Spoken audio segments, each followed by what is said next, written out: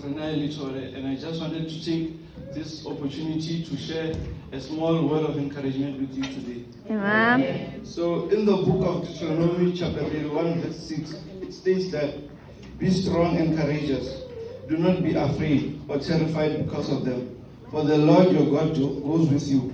He will never leave you nor forsake you." Amen.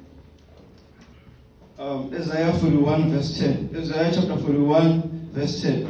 "So do not fear, for I am with you. Do not be dismayed, for I am your God. I will strengthen you and help you. I will uphold you with my righteous right hand."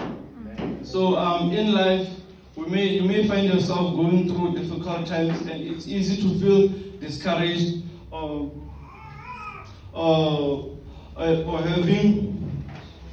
Okay, so it's easy to feel discouraged and have less strength to go through with what you want to do. So, as I'm in grade 11, kune Saturday school engiyabuyo, so siya ngama weekend and basifundisa like ama subject ayi-2, which is physics and maths.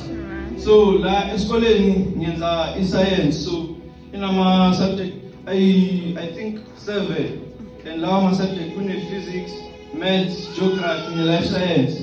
So at times, struggle balance our subject, because like la engathenda khona basifundisa ama subject ayi-2. But then at that time, we refer to these 2 books that I've just read, which reassures us that God will be with us. He will strengthen us and help us.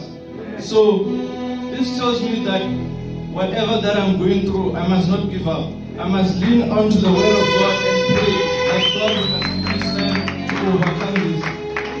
So, whatever that you're going through today, pray and ask God to give you strength. For giving me this wonderful